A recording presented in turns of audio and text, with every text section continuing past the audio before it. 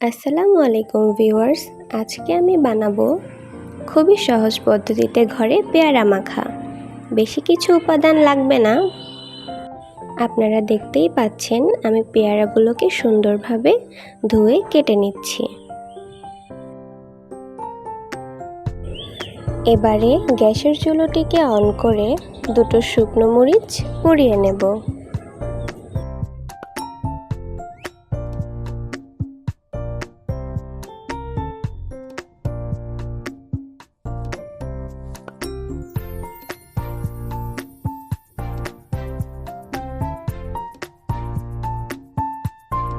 এবার কেটে রাখা পেয়ারাগুলোর মধ্যে দুটো শুকনো মরিচ দিয়ে দেব।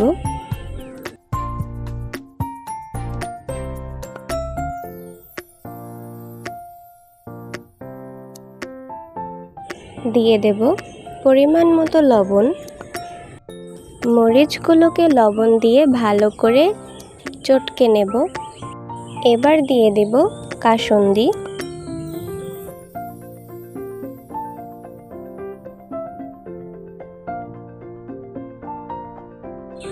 এবার সব কিছুকে ভালোভাবে মেখে নেব। হয়ে গেল আমাদের 2 মিনিটেই পেয়ারা মাখা। ধন্যবাদ সবাইকে।